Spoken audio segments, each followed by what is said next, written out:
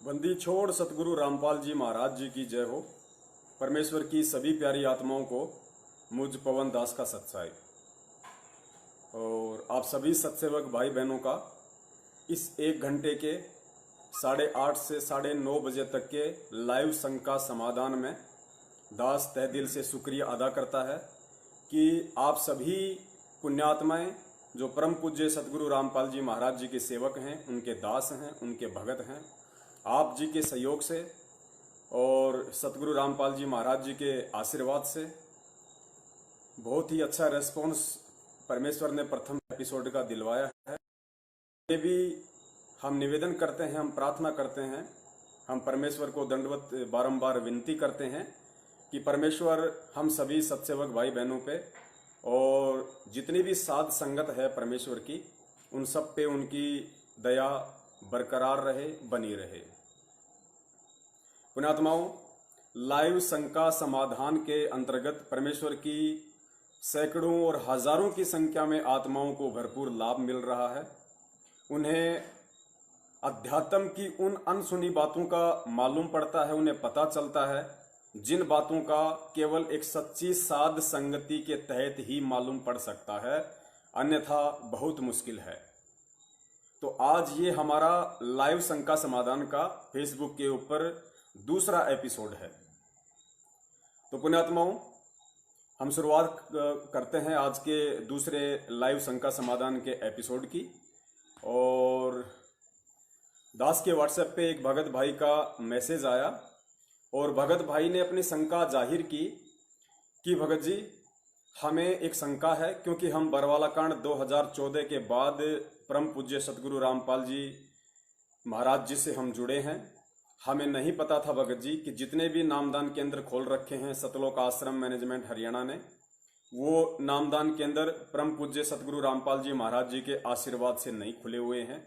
मनमुखी रूप से इन लोगों ने नामदान केंद्र खोल रखे हैं। तो भगत जी, मैं आप जी से जानना चाहता हूं, मेरी शंका है। मैंने बहुत सारे भगत भाइयों से पूछा लेकिन मुझे कोई संतोषजनक उसका जवाब नहीं मिला। दास ने उनसे प्रार्थना की कि भगत जी आप अपना सवाल रखिए। तो भगत जी ने कहा कि मेरा सवाल ये है कि मैं जब भी संध्या आरती करता हूं और संध्या आरती के अंत में जब गुरुदेव भगवान का अंग आता है तो एक जगह जाकर मुझे बड़ी शंका उत्पन्न हो जाती है। मेरा मन भयभीत सा हो जाता है कि मैं इस वाणी को मैं कैसे बोलूं या इस वाणी में मैं क्या बोलूं, या जैसी वाणी लिखी गई है मैं वैसा ही बोलूं। फिर भगत जी ने वाणी का जिक्र किया और कहा कि भगत जी, संध्या आरती के अंत में जो गुरुदेव भगवान का अंग है उसमें 2 चौपाइयां आती हैं। लास्ट की 2 चौपाइयां हैं। तो सेकंड लास्ट की जो चौपाई है उस चौपाई में लिखा है कि तुम्हें कहाँ ढूंढ के लाऊं, मैं तड़प तड़प रह जाऊं, आप गए अमर स्थान, दई छोड़ तड़पती दासी। और उसके उपरांत भगत जी ने बताया कि भगत जी, फिर सबके अंत में जो चौपाई है कि स्वामी राम देवानंद आपकी घनी सतावे वो बाता, तेरा रामपाल अज्ञान किया सतलोक का वासी। तो भगत जी ने कहा कि मैंने जिस महापुरुष से नाम दीक्षा ली है और जब मैंने उस महापुरुष के सत्संगों को गहनता से सुनना शुरू किया तो मेरी अंतरात्मा से एक आवाज आई। मैंने अनुभव किया कि मेरे परम पूज्य सतगुरु रामपाल जी महाराज जी के अलावा इस दुनिया में कोई भी यदि इस दुनिया में कोई ज्ञानी है, कोई महाज्ञानी है, कोई तत्व ज्ञानी है तो सिर्फ और सिर्फ मेरे परम पूज्य सतगुरुदेव जी यानी कि पूर्ण ब्रह्म परमेश्वर सतगुरु रामपाल जी महाराज जी ही हैं। तो भगत जी, संध्या आरती की उस चौपाई में मुझे बड़ी दिक्कत होती है। मैं बड़ी असमंजस की स्थिति में पड़ जाता हूं कि इस वाणी को मैं कैसे बोलूं। तो दास ने कहा कि भगत जी, परमेश्वर की दया से आज रात को 8:30 से 9:30 बजे जब परमेश्वर दास को फेसबुक पर लाइव लेके आएंगे तो आज आप जी की ही शंका का परमेश्वर उनके तत्व ज्ञान आधार से और सह सबूत जो है इस शंका का समाधान परमेश्वर करवाएंगे।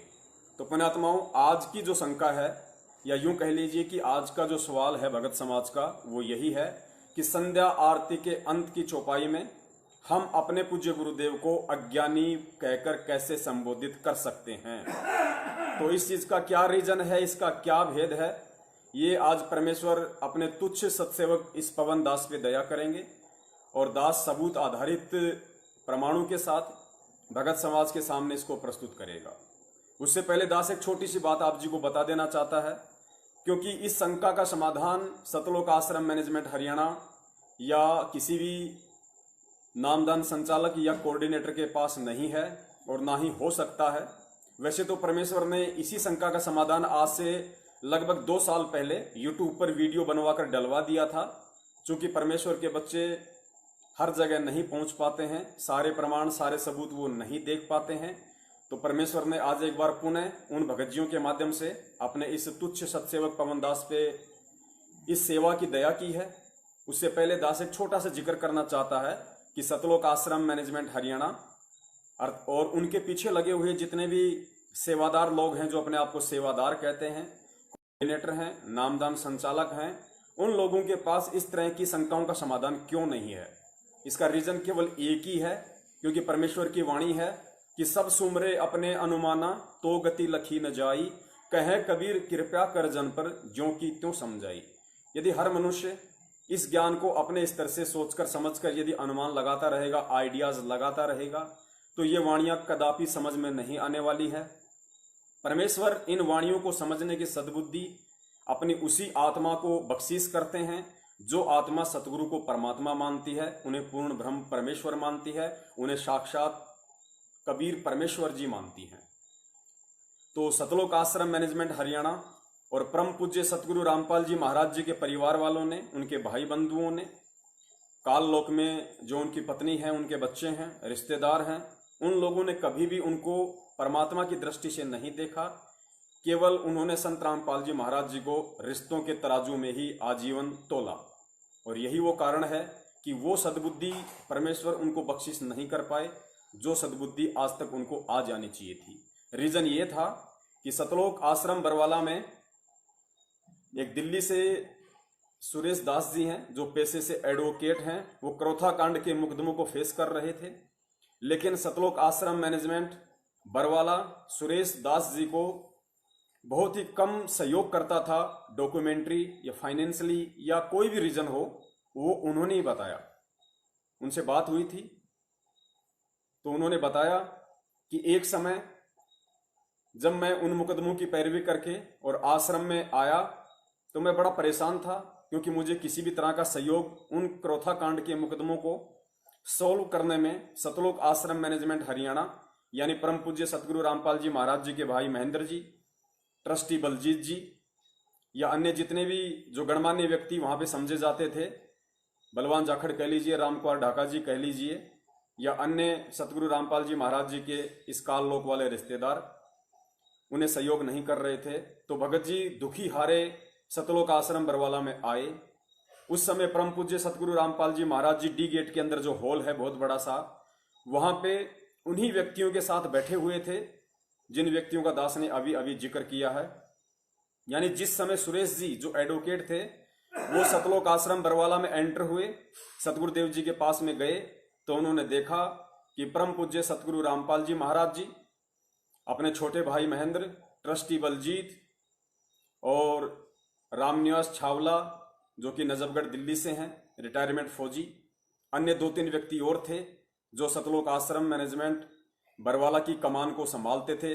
और उस सतलोक आश्रम बरवाला का जो मैनेजमेंट था उसके मुखिया थे, और उन्हीं व्यक्तियों से सुरेश दास जी दुखी थे।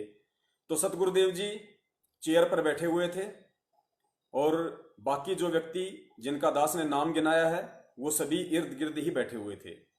सुरेश दास जी ने जाते ही परम पूज्य गुरुदेव को दंडवत प्रणाम किया और दुखी मन से परमेश्वर के चरणों में बैठकर कहा कि हे गुरुदेव, ये जितने भी व्यक्ति हैं जो यहाँ बैठे हुए हैं ये आपको परमात्मा नहीं मानते। उन्होंने दुखी होकर अपने मन की व्यथा सतगुरुदेव जी के सामने प्रकट की कि हे गुरुदेव, ये जितने भी व्यक्ति जो यहाँ बैठे हुए हैं ये आपको परमात्मा नहीं मानते। पुण्यात्माओं, आगे परम पूज्य गुरुदेव जी ने क्या शब्द उच्चारित किए आप उन्हें गहनता से समझने की कोशिश करें। परम पूज्य गुरुदेव जी ने कहा मालिक चेयर से अपने घुटनों पर हाथ रखते हुए खड़े हुए और दुखी मन से, जिस दुखी मन से सुरेश दास जी ने सवाल किया था, उसी दुखी मन से परम पूज्य गुरुदेव ने घुटनों पे हाथ रखकर खड़े होते हुए दुखी मन से कहा कि बेटा, आप तो परमात्मा मानने की बात कह रहे हो, ये लोग तो मुझे गुरु भी नहीं मानते। गुरुदेव ने कहा कि बेटा, आप तो परमात्मा की बात कर रहे हो, ये लोग तो मुझे गुरु भी नहीं मानते। तो पुण्यात्माओं, इसी बात से आइडिया लगाया जा सकता है, इसी बात से हम विचार कर सकते हैं कि हरियाणा में जो कहावत है कि घर का जोगी जोगना और बाहर का जोगी सिद्ध, यानी जो घर का साधु संत होता है या जो घर का जो गणमान्य व्यक्ति होता है, वो बाहर वालों की तुलना में, उन परिवार वालों की नजरों में बहुत ही छोटी दृष्टि में होता है। एक और कहावत है जो हम सभी जानते हैं कि दीपक तले सदैव अंधेरा ही रहता है, दीपक तले अंधेरा ही रहता है। तो पुण्यात्माओं, वो परम पूज्य परमेश्वर सतगुरु रामपाल जी महाराज जी, जो सारी सृष्टि का रचयिता है, सारी सृष्टि का नायक है, सारे ब्रह्मांडों का उत्पत्ति करता है, सृजनहार है, वो परमेश्वर जिस कुल में, जिस परिवार में एक लीलामय जीवन के लिए 8 सितंबर 1951 के दिन एक दीपक बनकर प्रकट हुए, उस दीपक ने अपने तत्वज्ञान आधार से हिंदुस्तान सहित पूरी दुनिया में रोशनी की लगातार कर रहे हैं और आने वाले समय में इसी रोशनी से पूरा विश्व जगमगाएगा, जगमगाहट होगी। बाकी सभी रोशनियां, जितने भी साधु संत हैं, महात्मा हैं, डेरे वाले हैं, वो सभी फीके पड़ने वाले हैं। तो दास का कहने का मतलब है कि जो दीपक बनकर वो परमेश्वर 8 सितंबर 1951 के दिन जिस कुल में, जिस परिवार में प्रकट हुए, उन लोगों के लिए ये कहावत सिद्ध हो गई कि दीपक तले सदा अंधेरा। यानी सतगुरु रामपाल जी महाराज जी का जो कलयुगी परिवार है वो आज भी अंधेरे में है, पहले भी अंधेरे में ही था और आगे भी, जहां तक दास को परमेश्वर ने जो सद्बुद्धि बख्शी है, अंधेरे में ही रहेंगे। पुण्यात्माओं, एक तरफ तो उन आत्माओं का ये अहोभाग्य है, बहुत बड़ा सौभाग्य है कि परमेश्वर जो साक्षात सारी सृष्टि का रचनहार है, वो उन आत्माओं के संपर्क में रहे, बचपन से संपर्क में रहे। और दूसरी तरफ उन्हीं आत्माओं का अहोभाग्य ना होकर दुर्भाग्य है कि वो आत्मा उस परमेश्वर को पहचान नहीं पाई, क्योंकि घर का जोगी जोगना और बाहर का जोगी सिद्ध, ये कहावत यूं ही नहीं कही गई। इस कहावत को चरितार्थ करने में लोगों ने सैकड़ों, हजारों, लाखों की संख्या में एग्जाम्पल अपनी आंखों से देखे हैं। उसके बाद समाज में यह कहावत प्रचलित हुई है कि घर का जोगी जोगना, बाहर का जोगी सिद्ध और दीपक तले सदैव अंधेरा ही रहता है। तो पुण्यात्माओं, अब हम उस भाई की शंका का पूर्ण परमेश्वर सतगुरु रामपाल जी महाराज जी के तत्वज्ञान आधार से समाधान करने की एक छोटी सी कोशिश करते हैं। परम पूज्य गुरुदेव मुझ नीच को सद्बुद्धि दें, मुझ नीच को ये समझाने की अपने भगत भाइयों को सद्बुद्धि प्रदान करें।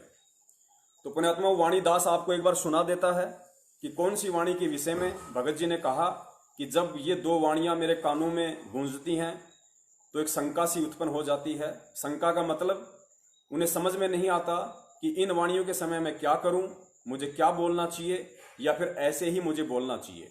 तो प्रथम वाणी जो भगत जी ने बताई थी, प्रथम वाणी ये वाली थी। तुम्हें कहाँ ढूंढ कर लाऊं, मैं तड़प तड़प रह जाऊं। तुम्हें कहाँ ढूंढ कर लाऊं, मैं तड़प तड़प रह जाऊं। अब गए अमर अस्थान, अस्थान दई छोड़ तड़पती दासी। आप गए अमर अस्थान, अस्थान दई छोड़ तड़पती दासी। मेरे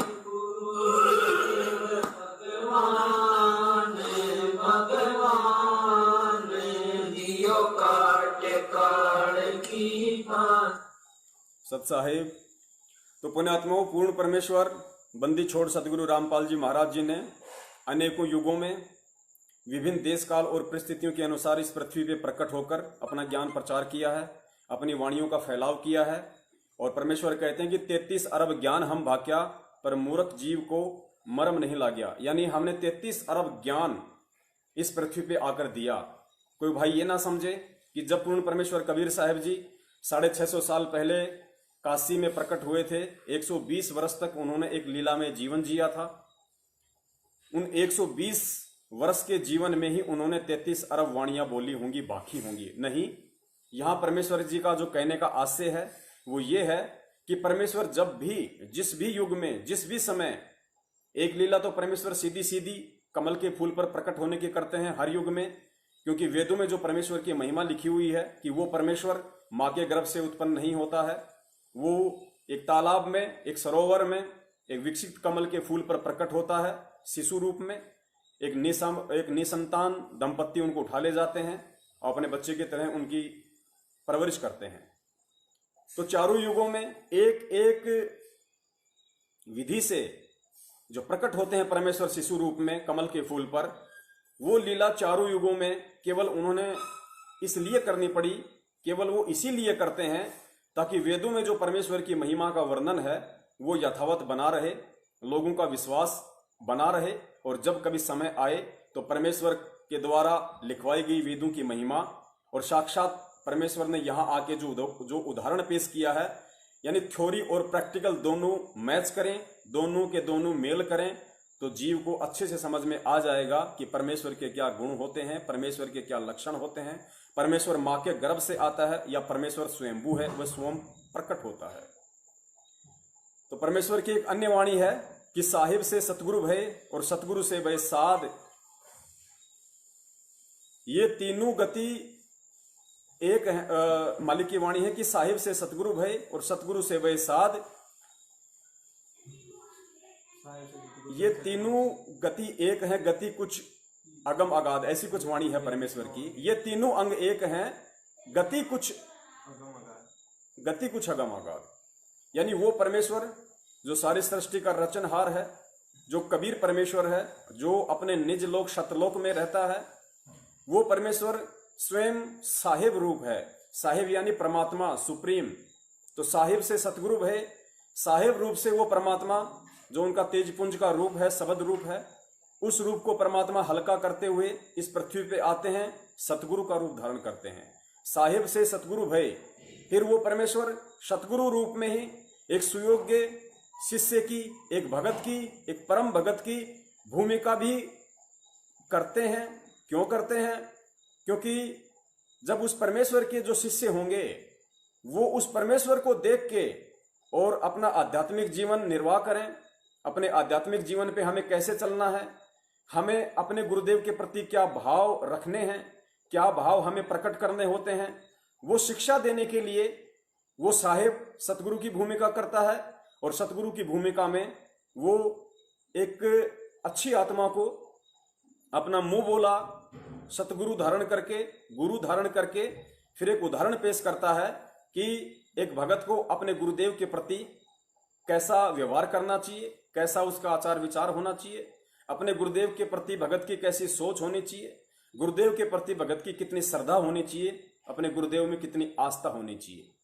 तो पुण्यात्माओं, ये जो वाणी आप जी ने अभी सुनी परम पूज्य गुरुदेव के मुख कमल से कि तुम्हें कहां ढूंढ के ले आऊं, मैं तड़प तड़प रह जाऊं, आप गए अमर स्थान दई छोड़ तड़पती दासी।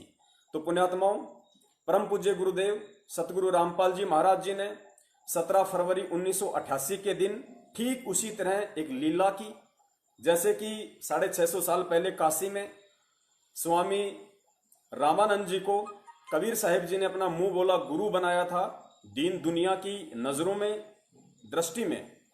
ठीक उसी तरह 17 फरवरी 1988 को उस पूर्ण ब्रह्म परमेश्वर कबीर साहिब जी ने, जो कि आज 8 सितंबर 1951 के दिन भारत की पवित्र भूमि पर गांव धनाना जिला सोनीपत हरियाणा में प्रकट हुए थे, एक लीला में जीवन उन्होंने जिया।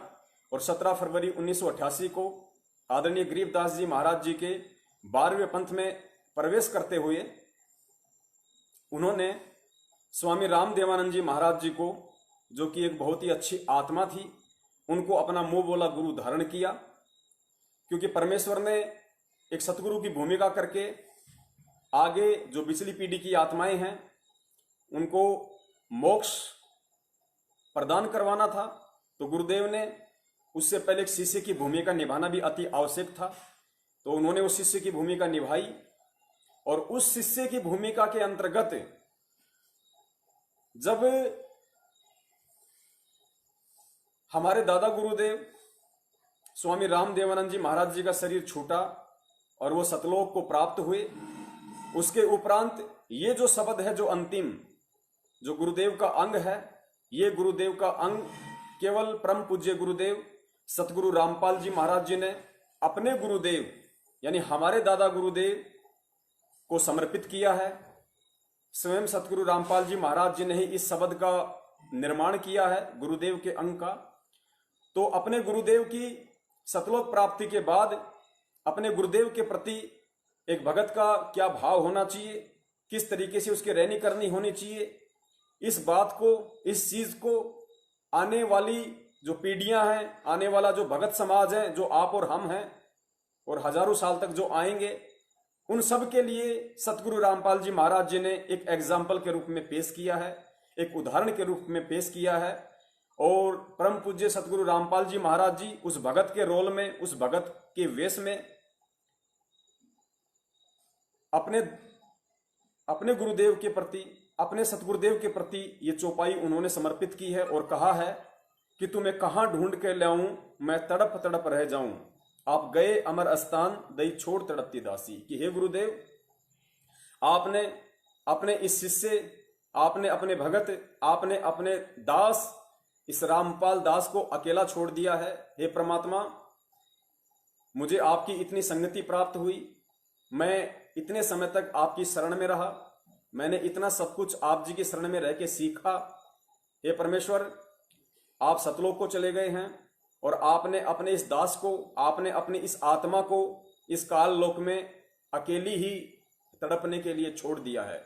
यानी गुरुदेव कह रहे हैं कि हे परमेश्वर, हे मेरे गुरुदेव, आपके सतलोक जाने के बाद ये आत्मा बेचैन है, ये आत्मा हमेशा आपके दीदार के लिए, आपके दर्शनों के लिए, आपके उन अनमोल वचनों को याद कर करके ये आत्मा आपके दर्शनों के लिए, आपके प्यार में, आपके वियोग में तड़पती रहती है।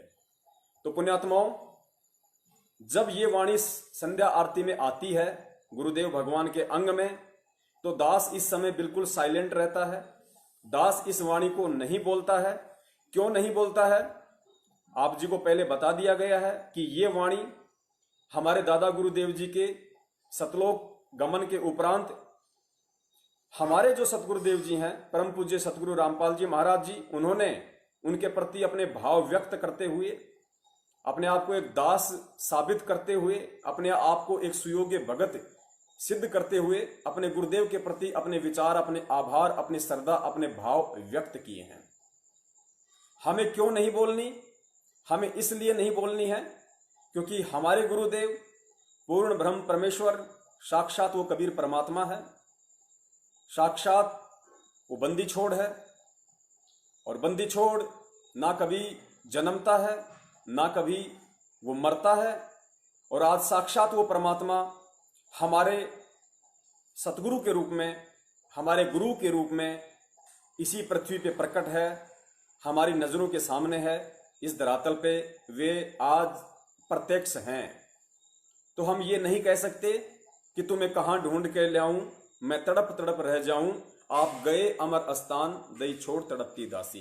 पुण्यात्माओं, जो गुरु हमें मिला है, जो सतगुरु हमें मिला है, वो अविनाशी है, स्वयंभू है, अजरो अमर है। वो किसी भी देश काल परिस्थिति में ना मरता है, ना जन्म लेता है। उसकी अपनी मौज होती है, वो क्या विधि अपनाए, कौन सी वो लीला करे, क्या लीला वो दिखाए।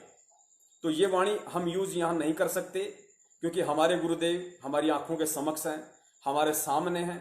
और हम तो उनसे बारंबार यही विनती करेंगे, हम उनसे बारंबार यही दंडवत प्रार्थना करेंगे कि हे गुरुदेव, आप जी ने एक सुयोग्य शिष्य की भूमिका करते हुए और अपने गुरुदेव के प्रति जो आभार व्यक्त किया है, हे परमेश्वर, हमें वो मौका ना मिले। हे गुरुदेव, आपके इस शरीर में रहते सहते हम नीचों का शरीर छूट जाए, हम नीचों को सतलोक की प्राप्ति हो जाए, हमें परमात्मा आप जी ऐसा सौभाग्य प्रदान करना, ताकि हमें ये वाणी या फिर इस तरह की कोई भी वाणी बोलने का मौका ही ना मिले। पुण्यात्माओं, इसके बाद में जो दूसरी वाणी है, जो भगत जी ने जिसका जिक्र किया कि भगत जी इसके अलावा जो दूसरी वाणी है, उस वाणी को बोलते समय मैं बिल्कुल चुप हो जाता हूं, मुझे समझ में नहीं आता कि मैं क्या करूं। वाणी आप जी को एक बार सुना देते हैं। स्वामी राम देवानंद दाता, आपकी गणी सताव वो बाता।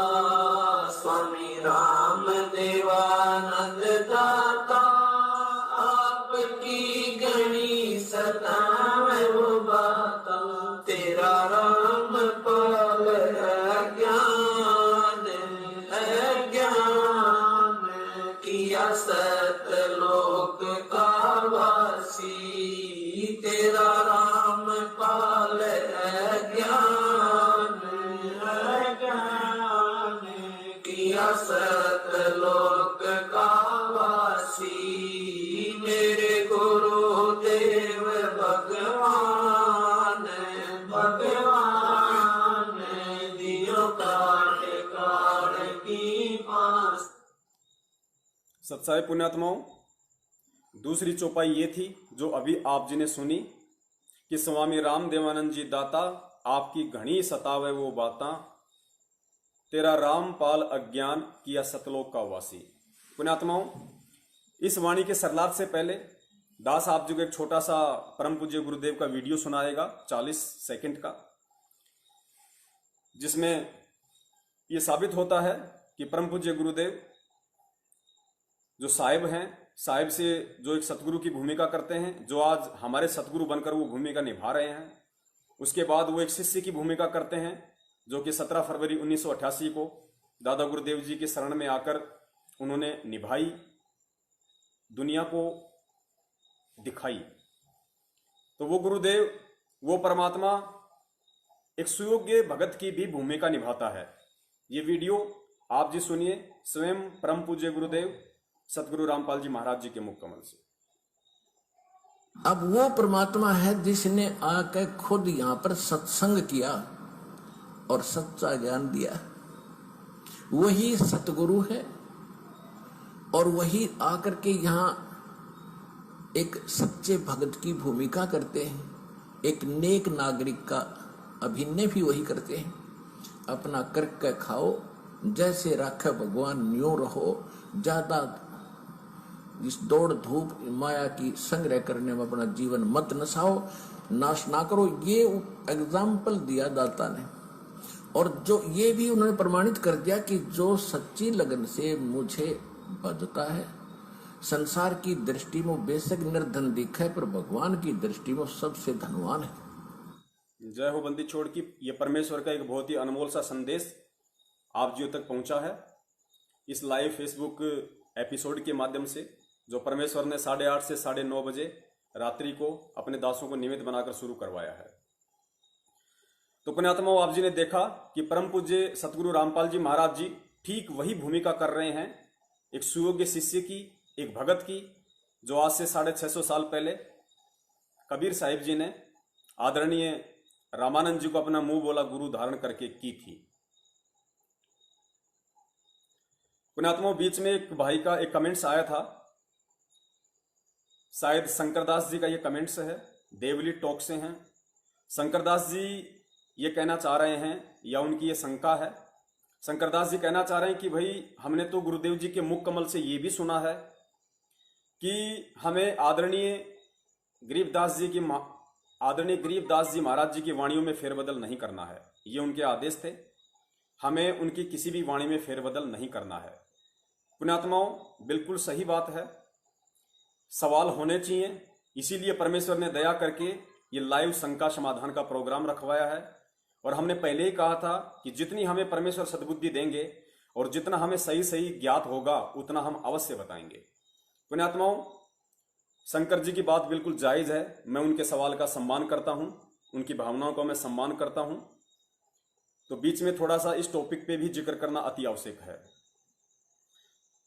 पुण्यात्माओं, परम पूज्य गुरुदेव सतगुरु रामपाल जी महाराज जी ने सत्संगों में जिक्र किया है। दास आपको उनका ये सत्संग भी सुनाएगा। परमेश्वर की दया से दास के पास उनका ये वीडियो, उनका ये जो सत्संग है वो भी दास के पास उपलब्ध है, क्योंकि पुण्यात्माओं वो परमेश्वर अंतर्यामी है और परमात्मा को इस बात का अच्छे से पता है कि जब मेरा दास फेसबुक पर लाइव आएगा तो कौन कौन से सवाल भगत समाज के द्वारा खड़े किए जाएंगे, कौन कौन सी शंकाएं भगत भाइयों के द्वारा जाहिर की जाएगी, तो मेरे दास को किसी भी प्रकार की कोई समस्या पैदा ना हो, तो परमेश्वर वो सारे सबूत इकट्ठे करवा देते हैं।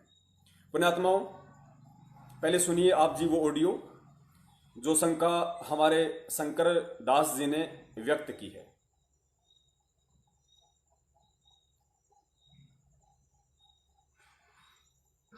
और फिर गरीबदास नाम से 12वां पंथा होगा, ये मेरे नाम से। उसमें मेरी महिमा की वाणी को मैं यथार्थ रूप में प्रकट करवाऊंगा, और वो वाणी इतनी प्रसिद्ध नहीं होएगी, लोग उसको छेड़छाड़ नहीं करेंगे। और गरीबदास ने आदेश दे दिया था उस लिखने वाले को कि जो मैं बोलूं उतना ही लिखेगा, और इसमें कोई छेड़छाड़ करेगा उसकी दुर्गति हो जाएगी। तो गरीबदास पंथ में ये धारणा गजब की बना रखी थी। समझ माई मारे क्यों कर रखा था यूं काम। सबकी ये धारणा थी कि मालिक की वाणी में जैसा भी बोल रखा है ऐसा ही लिखना। देश में एक भी अक्षर में फेरबदल कर दी तो उसकी कईयों के साथ ऐसी घटना घट गई थी, वो छेड़ा नहीं करते। इसमें परमात्मा ने गाली तक दे रखी है इन नकली पंथों को और इस काल को, जो मैं बोल नहीं सकता। और वो भी लिखनी पड़ी ने, उसमें फेरबदल नहीं कर सके, क्योंकि वीरान माटी हो जाती है, भगवान का आदेश था। तो इस कारण से गरीबदास की वाणी को किसी ने छेड़ा नहीं है। एज इट इज मात्रा है, वो मात्रा नहीं लिखी, उन्होंने परिवर्तन नहीं किया। और ये कारण ये था कि कहीं इसमें भी गड़बड़ कर दे, नालायक आके न कहेगा बेराज से नहीं। तो कहा कि 12वें पंथ में प्रगट हो वाणी। तो पुण्यात्माओं, जैसा कि शंकर भगत जी का अभी अभी कमेंट्स आया था, और परमेश्वर ने बिल्कुल उन्होंने जो सवाल किए वो जायज था, क्योंकि उन्होंने यही सत्संग मालिक का अवश्य सुना होगा, और यह सत्संग दास के पास भी उपलब्ध था। दास को भी इस बात का अच्छे से पता था कि हो सकता है संगत में से मेरा कोई भाई या बहन ये शंका व्यक्त कर सकता है।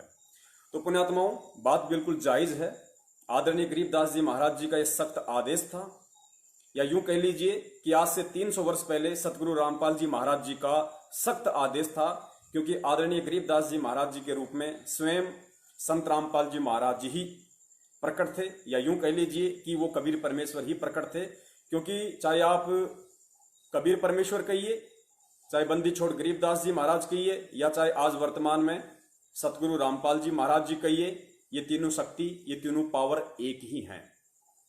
रूप अलग थे, देश काल और परिस्थिति के अनुसार ज्ञान देने का उनका तरीका भिन्न भिन्न था, बाकी तीनों शक्ति एक ही थी। तो परमेश्वर का ये स्वयं का ही आदेश हम मान के चलते हैं, ये स्वयं उस परमात्मा का ही आदेश था कि मेरे द्वारा लिपिबद्ध करवाई गई वाणियों में कोई भी छेड़छाड़ ना करे, और ना ही होने चाहिए, वरना दुर्गति होंगे ही होंगी।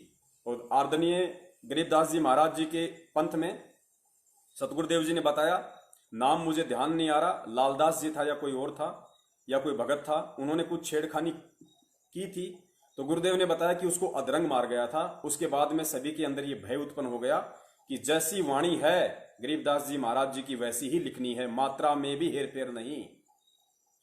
और ये क्यों, ये गुरुदेव ने बता ही दिया, क्योंकि यदि वो परमात्मा ऐसा आदेश दे के नहीं जाते, और यदि वो झटका उस समय उन आत्माओं को नहीं देते, और यदि उस समय के आत्माओं में भय उत्पन्न नहीं होता, तो जिस प्रकार 650 साल पहले कबीर परमेश्वर ने आदरणीय धर्मदास जी के माध्यम से जो कबीर सागर को लिपिबद्ध करवाया था, और कालांतर में नकली कबीर पंथियों ने मनमुखी रूप से जैसा उन वाणियों को समझा, अपने अनुभव अनुसार उनमें फेरबदल किया, तो परमात्मा ने इसी दृष्टिकोण से कि आज संत गरीबदास जी के रूप में जो मैं ये इस वाणी को लिपिबद्ध करवा रहा हूं, ये वाणियां 300 साल बाद, सन 1997 के बाद जो बिजली पीढ़ी की हंस आत्माएं आएंगी, और जब मैं जाऊंगा उस समय, तो यही वो मुख्य वाणियां होंगी, यही वो भक्ति का आधार होगा जो उन पुण्यात्माओं को मैं मेरा मोक्ष मार्ग समझाऊंगा। तो इस दृष्टिकोण से, ताकि इसमें कोई फेरबदल ना हो, बिल्कुल सही बात है। पुण्यात्माओं, जिस भगत भाई ने संध्या आरती की लास्ट की 2 चौपाइयों में शंका व्यक्त की है और दास सतगुरुदेव जी की दी हुई बुद्धि से जो समाधान उसका करने जा रहा है, उसमें कोई फेरबदल नहीं है, किसी भी प्रकार की फेरबदल नहीं है। आप जी निसंकोच रहिए। दास पिछले लगभग 4 वर्षों से इन्हीं वाणियों का उच्चारण कर रहा है जो आप जी के समक्ष अब रखने जा रहा है। इसका सबूत आप जी को दिया जाएगा, क्योंकि परमेश्वर कहते हैं शंका सूल बबूल हैं। यदि जब तक भगत की शंकाओं का समाधान नहीं होगा तो कांटे की तरह चुभती रहेगी, आत्मा में वो बात सटीक, वो एग्जाम्पल फिट नहीं बैठेगा। पुण्यात्माओं, आदेश केवल आदरणीय गरीबदास जी महाराज जी की वाणियों में फेरबदल ना करने का है। जहां तक गरीबदास जी महाराज जी की वाणियां हैं, लिपिबद्ध हैं, उन वाणियों में छेड़खानी ना करने का आदेश है। तो पुण्यात्माओं, ये जो गुरुदेव का जो अंग है, ये आदरणीय गरीबदास जी महाराज जी के सदग्रंथ से नहीं लिया गया है। ये जो वाणी है गुरुदेव का अंग, ये हमारे परम पूज्य गुरुदेव सतगुरु रामपाल जी महाराज जी ने स्वयं अपने कर कमलों से लिपिबद्ध किया है, लिखा है। इसको आपको इसका प्रमाण देते हैं। और परमेश्वर ने इसको क्यों छोड़ा, आप देखिए। ये संध्या आरती का सरलार्थ जो पवित्र पुस्तक है, सन 2013 में ही इसको परम पूज्य गुरुदेव सतगुरु रामपाल जी महाराज जी के द्वारा सतलोक आश्रम बरवाड़ा में लिपिबद्ध कर दिया गया था, लिख दिया गया था। बस छपवाई नहीं थी। छपवाने का जो फायदा है वो सतलोक आश्रम मैनेजमेंट हरियाणा ने सन 2016 में उठाया और संगत में ये भ्रमणा फैला दी कि गुरुजी ने हिसार जेल से इसका अनुवाद करके भेजा है। जबकि आप इसकी भूमिका पढ़ेंगे शुरू में, तो सन 2013 में ही गुरुदेव ने इसको आश्रम में लिख दिया था। तो पुण्यात्माओं, इस पुस्तक के पेज नंबर 189 189 पे परम पूज्य गुरुदेव सतगुरु रामपाल जी महाराज ने स्पष्ट लिख रखा है कि मेरे गुरुदेव भगवान के सरलार्थ की आवश्यकता नहीं है। पुण्यात्माओं, इस बात को गहनता से समझने की कोशिश करना। गुरुदेव कह रहे हैं कि मेरे गुरुदेव भगवान के सरलार्थ की आवश्यकता नहीं है, यह तो अपने आप ही सरल है। पुण्यात्माओं, ये कितनी सरल है, ये कितनी साधारण है, क्योंकि तत्वदर्शी संत के चाहे मुख कमल से बोले गए शब्द हों या चाहे उनके कर कमलों के द्वारा लिपिबद्ध किए गए शब्द हों, उनका एक गहरा रहस्य होता है, सांकेतिक होते हैं। उनको समझना आम जीव के बस की बात नहीं है। तो पुण्यात्माओं, गुरुदेव ने जो बात कही है कि मेरे गुरुदेव भगवान के सरलार्थ की आवश्यकता नहीं है, यह तो अपने आप में ही सरल है। पुण्यात्माओं, यदि यह गुरुदेव भगवान का अंग इतना ही सरल होता तो आज लाखों भगत आत्माओं को संध्या आरती के अंत में शंका उत्पन्न नहीं होती। वो मन मार के डरते हुए ये वाणी ना बोलते कि तेरा रामपाल अज्ञान किया सतलोक का वासी। तो पुण्यात्माओं, ये बेहद ही जटिल है, ये बिल्कुल भी सरल नहीं है। ये परमेश्वर ने इतना ज्ञान देने के बाद आप और हम आत्माओं के दिमाग की परीक्षा लेने के लिए, आप और हम आत्माओं का अपने गुरुदेव के प्रति क्या भाव है, क्या श्रद्धा है, हम उनके सत्संगों की गहराई को, उनके संकेतों को, हम उनके कोड वर्डों को समझने के लायक हुए हैं या नहीं हुए हैं, इस बात की परीक्षा के लिए परम पूज्य गुरुदेव सतगुरु रामपाल जी महाराज जी ने इस वाणी का सरलार्थ नहीं किया और मात्र यही लिखकर छोड़ दिया कि मेरे देव गुरु भगवान के सरलार्थ की आवश्यकता नहीं है, ये तो अपने आप में ही सरल है। तो ये जो अंग है, ये आदरणीय गरीबदास जी महाराज जी की वाणियों का संग्रह नहीं है, अतः हम इसमें किसी भी प्रकार की कोई छेड़खानी नहीं कर रहे हैं। यानी गरीबदास जी महाराज जी की वाणियों के साथ में कोई छेड़खानी नहीं है। ये हमारे परम पूज्य गुरुदेव जी के द्वारा लिखा गया है और परम पूज्य गुरुदेव जी ने इन वाणियों में छेड़छाड़ करने के लिए ही ये शब्द लिखे हैं, अपने बच्चों के भाव जानने के लिए, उनके श्रद्धा जानने के लिए, कि मेरे ज्ञान को ये कितना समझ पाए कि भाई मैं अपने गुरुदेव के प्रति अपने विचार व्यक्त कर रहा हूं। यानी गुरुदेव जी कह रहे हैं कि मैं संत रामपाल दास अपने रामदेवानंद जी महाराज जी के लिए श्रद्धावश ये शब्द उच्चारित कर रहा हूं, लेकिन मेरे जो भगत हैं, संत रामपाल जी महाराज जी के जो भगत हैं, वो मेरे प्रति, अपने गुरुदेव के प्रति इस समय जब ये चौपाइयां आएंगी उनके मुख कमल से तो वो क्या करते हैं, वो क्या समझते हैं इस बात से, और किस तरीके से अपने गुरुदेव के प्रति वो भाव व्यक्त करते हैं। तो पुण्यात्माओं, दास जो प्रथम चौपाई है, तो पुण्यात्माओं बीच में थोड़ा सा नेट डिस्कनेक्ट हो जाता है, जिस वजह से थोड़ा अवरोध उत्पन्न हो जाता है। तो ये हमारे विवेक की परीक्षा है पुण्यात्माओं, ये हमारे विवेक की परीक्षा है कि हम अपने गुरुदेव को कितना जान पाए। सतगुरु रामपाल जी महाराज जी ने अपना जो मुंह बोला सतगुरु धारण किया था, वो सतलोक को प्राप्त हुए। तो उनके वियोग में एक संदेशा देने के लिए भगत समाज को और अपने गुरुदेव जी के प्रति क्या भाव होने चाहिए, क्या श्रद्धा होनी चाहिए, उस बात को जग जाहिर करते हुए, उस बात को प्रदर्शित करते हुए आप और हम आत्माओं के लिए ये सतगुरुदेव जी की तरफ से आदेश है, ये निर्देश है कि तुमने क्या करना है। तो पुण्यात्माओं, दास उस वाणी के समय बिल्कुल चुप रहता है, क्योंकि मेरे जो गुरुदेव हैं वो स्वयं साक्षात कबीर परमात्मा है। वो आज इस पृथ्वी पे प्रकट हैं। उनकी मर्जी, वो 1 सेकंड में सतलोक चले जाते हैं, 1 सेकंड में वहां से वापस भी आ जाते हैं, अन्य लोकों में भी चले जाते हैं। उनकी मौज, उनकी मर्जी। वो राजा हैं, वो शहंशाह हैं, वो जगत गुरु हैं, वो तत्वदर्शी हैं, वो सारे ब्रह्मांडों के पिता हैं, मालिक हैं। उनकी मर्जी पुण्यात्माओं। तो किसी भी देश काल परिस्थिति में वो मरते नहीं हैं, वो जन्मते नहीं हैं। तो इस वाणी का यूज इस कलयुग की बिचली पीढ़ी वाले हम जीव आत्माएं यदि करती हैं तो ये हमारी अज्ञानता का प्रमाण होंगी। फिर आगे कहा गया कि तेरा रामपाल अज्ञान किया सतलोक का वासी। पुण्यात्माओं, दास इस वाणी में जो बोलता है, लास्ट की वाणी में जो गुरुदेव अपने गुरुदेव के लिए बोल रहे हैं कि स्वामी राम देवानंद जी दाता आपकी घनी सतावे वो बातां, आपका रामपाल अज्ञान। अपने गुरुदेव को कह रहे हैं कि आपका ये तुच्छ रामपाल दास तो अज्ञानी है।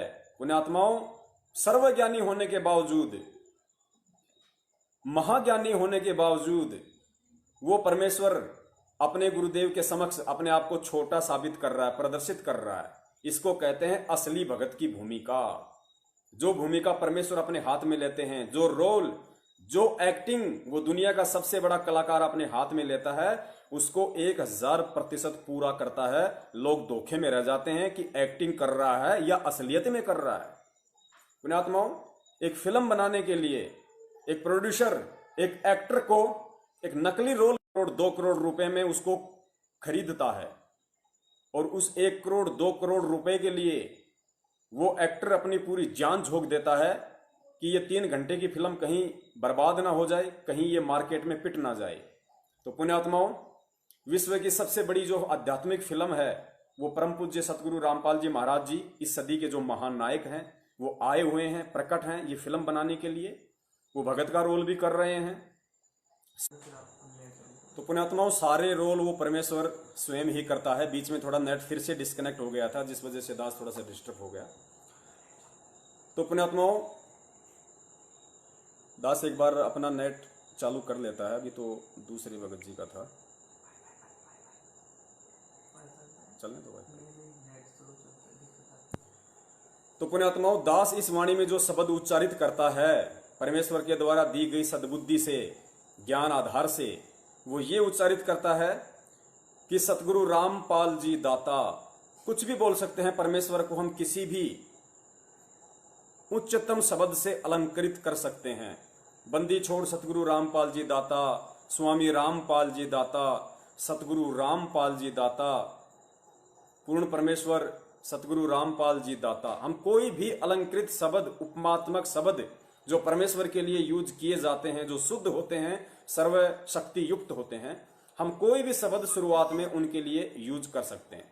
तो दास जो यूज करता है वो ये करता है कि सतगुरु रामपाल जी दाता आपकी घनी अमोलक बातां। दास ये नहीं कहता कि आपकी घनी सताव है वो बातां, क्योंकि हमारे परमेश्वर साक्षात पृथ्वी पे प्रकट हैं। अनमोल ज्ञान उन्होंने हमें दे दिया, सताने का कोई जिक्र ही पैदा नहीं होता। हमें तो खुशी होनी चाहिए, जो आदरणीय गरीबदास जी महाराज जी ने कहा था, खुशी जाहिर करते हुए कि हम सूते चादर ताण, हमें कोई टेंशन नहीं, कोई फिक्र नहीं, हमें सच्चा भगवान मिल गया, सच्चा सतगुरु मिल गया, उस सतगुरु के रूप में सच्चा भगवान मिल गया। तो खुशी जाहिर करते हुए हमें यह कहना है कि सतगुरु रामपाल जी दाता आपकी घनी अमोलक बातां, अमोलक, ये परमात्मा आपकी इन वाणियों का कोई मोल नहीं है, इनका कोई मूल्य नहीं लगाया जा सकता। ये अनमोल वाणियां अमोलक हैं। सतगुरु रामपाल जी दाता, आपकी घनी अमोलक बातां, आपका पवन दास अज्ञान, करना सतलोक का वासी।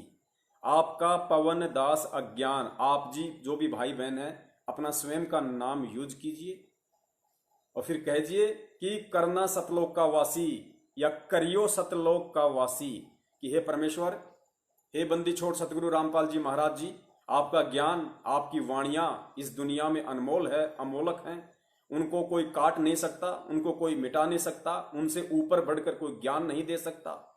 आप शुद्ध स्वरूप हो, हे परमेश्वर, आप सर्वशक्तिमान हो। हे परमेश्वर, ये आपका छोटा सा 2 कौड़ी का जीव पवन दास आप जी से विनती करता है, ये महाअज्ञानी पवन दास आप जी के चरणों में बारंबार विनती करता है कि हे परमेश्वर, इस दास को भी सतलोक भेजने की दया करना। तो वाणी यही बोलते हैं कि सतगुरु रामपाल जी दाता, आपकी घनी अमोलक बातां, आपका पवन दास अज्ञान, करियो सतलोक का वासी। तो पुण्यात्माओं, इस तरह फिर ये वाणी संपूर्ण हो जाती है और अपने सतगुरुदेव जी के प्रति हमने हृदय से जो भाव प्रकट करने थे वो प्रकट हो जाते हैं और इसी से परमेश्वर प्रसन्न होंगे, इसी से परमेश्वर खुश होंगे। और यही वो कारण था जिस परमेश्वर ने शुरुआत से लेके इस पुस्तक में नित्य नियम का पूरा अनुवाद किया। कहीं भी ये नहीं कहा कि इस अंग के अनुवाद की कोई आवश्यकता नहीं है। फिर असुर निकंदन रमैणी संपूर्ण अनुवाद किया, कहीं भी ये नहीं कहा कि इसका अनुवाद करने की आवश्यकता नहीं। फिर संध्या आरती का अनुवाद किया, लेकिन अंत में कह दिया, लिख दिया कि गुरुदेव भगवान का अंग तो वैसे ही सरल है, इसके अनुवाद की कोई आवश्यकता नहीं है। यह परमेश्वर ने एक रिक्त स्थान छोड़ा था, एक संकेत छोड़ा था आप और हम जीवों के लिए कि देखें मेरे बच्चे मेरे से ज्ञान लेने के उपरांत कितना समझ पाते हैं इस ज्ञान को और मुझे, और मेरे प्रति उनके कितने भाव हैं, किस तरह से वो अपने भाव अपने गुरुदेव के प्रति जग जाहिर करते हैं, वो प्रकट करते हैं। तो उम्मीद करता हूं उस भाई की शंका का समाधान हो गया होगा। जितनी दास को परमात्मा ने सद्बुद्धि बख्शिश की थी, उतना दास ने जी जान लगा के शंका का समाधान करने की परम पूज्य गुरुदेव सतगुरु रामपाल जी महाराज जी के आशीर्वाद से कोशिश की है। उम्मीद करता हूं दास सफल हुआ होगा। 10 मिनट इस प्रोग्राम के शेष हैं। कुछ वाणियां आप जी को परमेश्वर की ओर सुनाते हैं, जिससे कि हम भगत आत्माओं का जो विश्वास है वो सतगुरुदेव जी के ऊपर, इस भक्ति मार्ग के ऊपर दृढ़ होगा कि हमें जो सतगुरु मिला हुआ है, जो गुरु मिला हुआ है, वो कोई साधारण जीव नहीं है, स्वयं साक्षात कबीर परमेश्वर हैं। सुनिए, परमेश्वर अपने आप को छुपाते हुए कितने संकेत कर रहे हैं कि 12वें पंथ में परमात्मा खुद ही आए, लेकिन वो अपने आप को छुपाते हैं। एक संकेत दे दिया परमात्मा ने ये कहकर कि अपने आप को छुपाते हैं। यानी सतगुरु रामपाल जी महाराज जी जो कहते हैं कि परमात्मा ना आए तो इस दास को भेज दिया, तो वहां छुपा गए अपने आप को इस वाणी के अनुसार। ये संकेत है गुरुदेव का उन ज्ञानी आत्माओं के लिए जिन्हें सतगुरु की चाह है, जिन्हें सतलोक की चाह है। और एक दूसरी वाणी में तो परमात्मा ने तोड़ पाड़ दिया, पुण्यात्माओं तोड़ ही पाड़ दिया, स्पष्ट बोल दिया परमेश्वर ने। तो पहले सुनिए ये वाणी जिसमें परमेश्वर कह रहे हैं कि परमात्मा अपने आप को छुपाते हैं।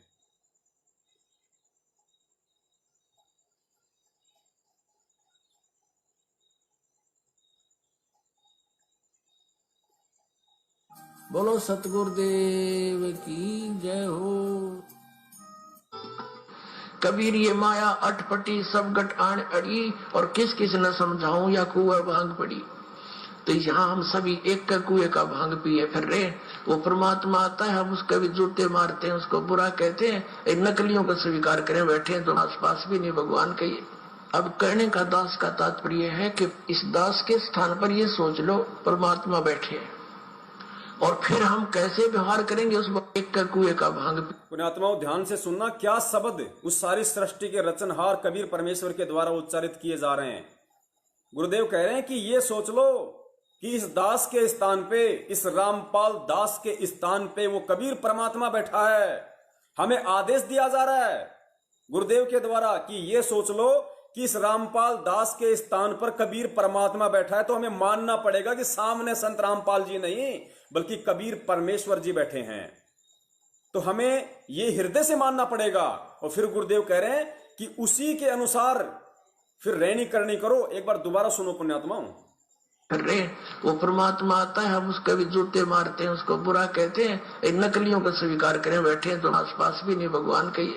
अब कहने का दास का तात्पर्य है कि इस दास के स्थान पर ये सोच लो परमात्मा बैठे हैं, और फिर हम कैसे व्यवहार करेंगे उस भगवान से जिसके लिए हम तड़प रहे हैं।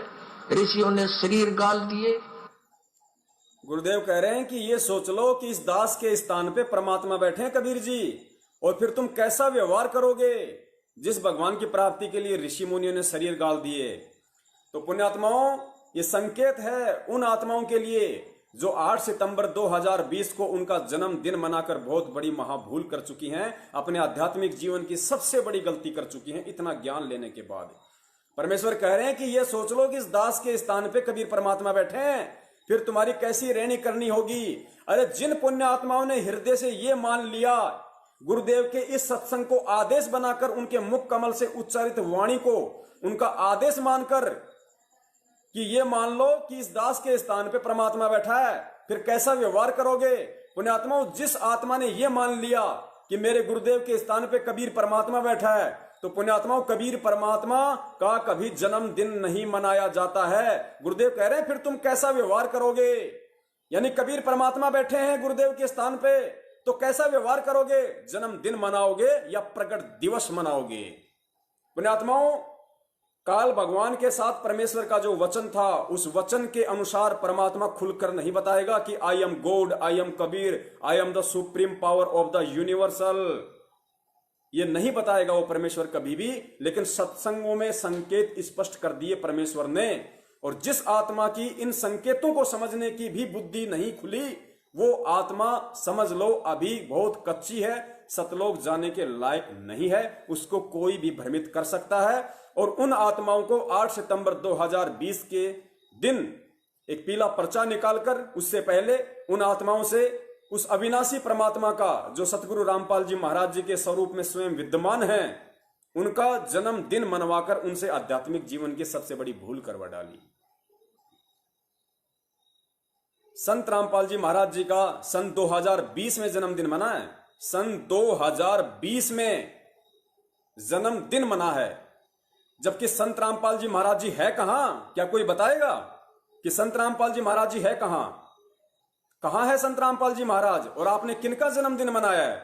अगर संत रामपाल जी महाराज जी होते और यदि आप उनका जन्मदिन मनाते, तो इस दास को कोई ऑब्जेक्शन नहीं होता, कोई पीड़ा नहीं होती, कोई दुख दर्द नहीं होता कि मेरे भाइयों को किस तरह काल भगवान सूक्ष्म चाल के माध्यम से ठग रहा है।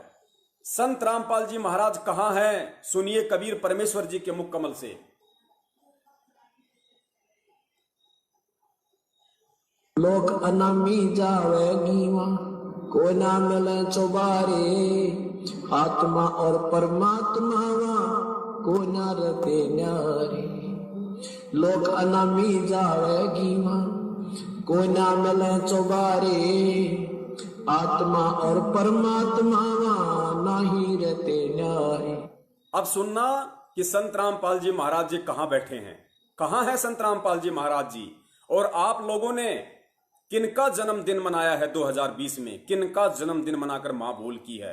परमेश्वर कह रहे लोक अनामी जावेगी वहां कोन्या मिले चौबारे, आत्मा और परमात्मा वहां कोन्या रहते न्यारे। अब संत रामपाल जी महाराज जी कहां बैठे हैं, अब सुनिएगा। रामपाल प्रीतम प्यारे की आत्मा वह पूर्ण आनंद लेरी, साच कहूं ना झूठ रती भर, बात मान ले मेरी। पुण्यात्माओं, गुरुदेव कह रहे हैं कि लोक अनामी जावेगी वहां कोन्या मिले चुबारे, आत्मा और परमात्मा वहां कोन्या रहते न्यारे। आप लोगों ने तो जो संत रामपाल जी महाराज जी ने अपने आप को छुपाते हुए दुनिया वालों की नजरों में कि एक बार मुझे रामपाल समझकर, मुझे एक साधारण सा गुरु और संत समझकर मेरी शरण में आ जाएं, भले ही वो कबीर जी को कोई और मान लें, कोई दूसरी शक्ति मान लें, और मुझे कबीर जी का भेजा हुआ एक दूत मान लें, संत मान लें। इस दृष्टिकोण से पेज नंबर 538 गहरी नजर गीता में जो परमेश्वर ने लिखा है कि मुझ रामपाल दास को दिन के 10 बजे कबीर परमात्मा आकर मिले, ये केवल दुनिया वालों की नजरों के लिए परमेश्वर ने लिखा। पुण्यात्माओं, इस ज्ञान क्षेत्र में आ जाने के बाद, उनसे ज्ञान लेने के बाद हमें ये चीजें समझ में आ जानी चाहिए। उन आत्माओं को तो नहीं समझ में आएंगी। ठीक है, तो पुण्यात्माओं, यदि आप मानते हो, यदि उस सीधी सीधी भाषा के अनुसार जो गुरुदेव ने उस पुस्तक में लिखा हुआ कि मुझे कबीर परमात्मा आकर मिले, अर्थात उनका कहने का मतलब है कि मुझे तो उसी समय उस कबीर परमात्मा ने, रामपाल जी को तो उसी समय कबीर परमात्मा ने सतलोक भेज दिया था, उसके बाद उनके रूप में स्वयं विराजमान है। तो उस वाणी के अनुसार, उस शब्द के अनुसार भी आप लोग बहुत बड़ा धोखा खा गए। उस शब्द की यदि आप मानो तो उस शब्द में कहा जा रहा है कि लोक अनामी जावेगी वहां कोन्या मिले चुबारे, आत्मा और परमात्मा वहां कोन्या रहते न्यारे। फिर कहते हैं रामपाल प्रीतम प्यारे की आत्मा वहां पूर्ण आनंद लेरी, साच कहूं ना झूठ रती बर बात मान ले मेरी। कबीर परमेश्वर कह रहे हैं संत रामपाल जी के स्वरूप में कि रामपाल प्रीतम प्यारे की आत्मा तो उस अनामी लोक में पूर्ण आनंद ले रही, और साच कहूं ना झूठ रती भर, क्योंकि परमेश्वर सत्य ही कहता है, बात मान ले मेरी।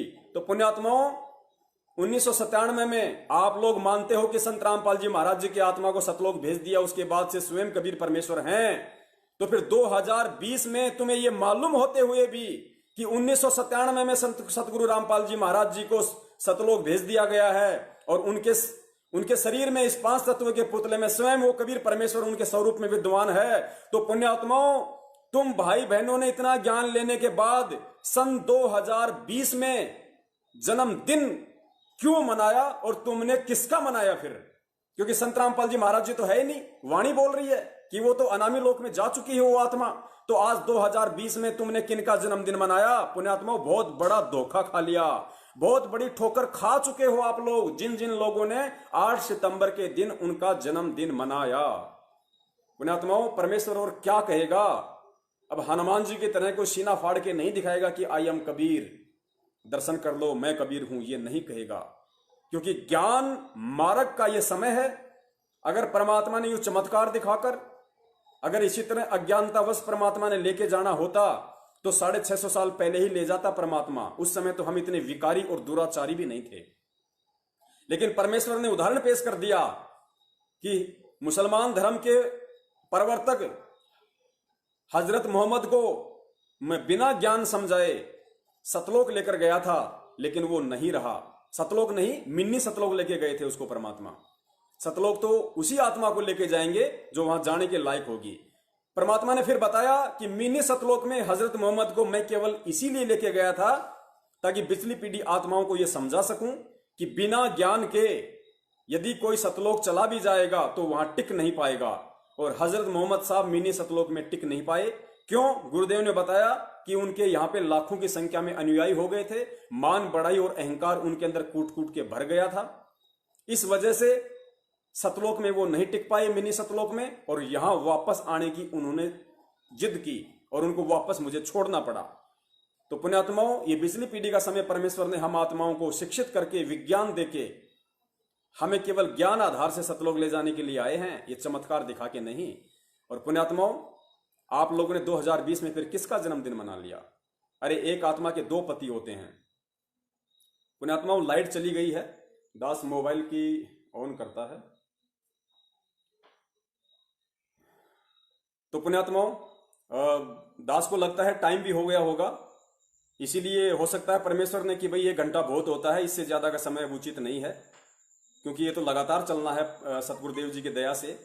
तो हम कोशिश करेंगे कि हम 1 घंटे तक ही रहें, क्योंकि पुण्यात्माओं दास थोड़ा भावित हो जाता है, क्योंकि परम पूज्य गुरुदेव ने इतने अकाट्य सबूत दे रखे हैं अपने दास को। दास से रहा नहीं जाता कि सारा सब कुछ आज ही खोल के बता दूं मेरे भाई बहनों को, लेकिन मालिक की जो मर्जी, हमें तो उनके अनुसार ही चलना पड़ेगा। तो दास की ये गलती थी, जो दास 9:30 से शायद ऊपर हो चुके हैं, दास ने हिमाकत की। तो दास अपने परम पूज्य गुरुदेव सतगुरु रामपाल जी महाराज जी से इस दुस्साहस के लिए, इस घटिया कर्म के लिए दास उनसे दंडवत क्षमा याचना मांगता है। और परमेश्वर दया करें, आज का जो टॉपिक था, आज की जो शंका थी, वो परमेश्वर ने पहले ही पूरी करवा दी है, उसका समाधान परमात्मा ने करवा दिया है। दास निवेदन करेगा आप सभी भाई बहनों से, जितना हो सके, जहां जहां हो सके, आप जी इस वीडियो को शेयर करें, ताकि वो परमेश्वर की पुण्य आत्माएं जो अभी आध्यात्मिक ज्ञान से अनभिज्ञ हैं, क्योंकि सतलोक आश्रम मैनेजमेंट हरियाणा के द्वारा खाली जल्दबाजी में अपने धार्मिक धंधे के विस्तार के लिए जल्दबाजी में खाली उनको नाम दीक्षा दिलवा दी जाती है ताकि ज्यादा से ज्यादा लोग जुड़ेंगे तो फिर पैसा आएगा, ज्योति के नाम पे, पाठ के नाम पे, दान के नाम पे। उनका स्वार्थ है केवल भगत समाज से पैसा ऐंठना।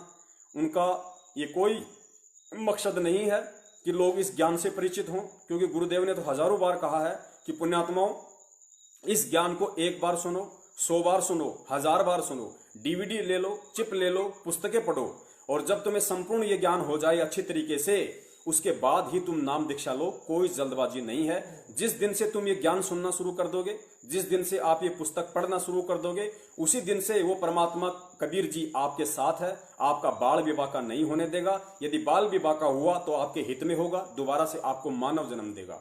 तो घबराने की कोई जरूरत नहीं है। आप जी पहले ज्ञान को आधार बनाइए, ज्ञान को समझिए। फिर गुरुदेव ने कहा कि नाम दीक्षा लेने के बाद यदि आपको जरा सा भी शंका, जरा सी भी किसी भी प्रकार की कोई शंका या त्रुटि अपने गुरुदेव में या इस आध्यात्मिक मार्ग में नजर आती है, तो फिर गुरुदेव ने कहा कि तुम परमात्मा की शरण से दूर हो जाओगे, तुम्हारा नाम खंडित हो जाएगा।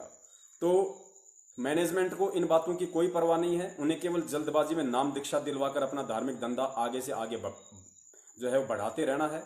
और हमारी ये कोशिश रहेगी कि उन पुण्यात्माओं तक जो जल्दबाजी में या किसी हारी बीमारी के कारण या किसी देखा देखी के कारण या संपूर्ण ज्ञान ना होकर अच्छी तरीके से परमेश्वर के सत्संगों को आधार ना बनाकर जो इन नामदान केंद्रों से, इन फर्जी नामदान केंद्रों से जो आत्माएं जुड़ रही हैं, उन आत्माओं तक ये हमारे शंका समाधान के लाइव वीडियो ज्यादा से ज्यादा जाएं। इसके लिए दास प्रार्थना करेगा, आप जी जितना हो सके उतना शेयर करें। हमें ना किसी से डरना है, ना हमें किसी से घबराना है, क्योंकि परमेश्वर कहते हैं कि संत सोई जो भय ना आणे। गुरु जी कहते हैं भगत सोई जो भय ना आणे, यानी भगत वो होता है जिसके हृदय में जरा सा भी भय नहीं होता है, क्योंकि भगत हमेशा सत्य के रास्ते पे चलता है और सत्य के रास्ते पे चलने वाले के साथ में सत्यवादी परमात्मा होता है, और जिसके साथ परमात्मा होता है उसको भय नहीं होना चाहिए। बंदी छोड़ सतगुरु रामपाल जी महाराज की जय हो। सत साहेब।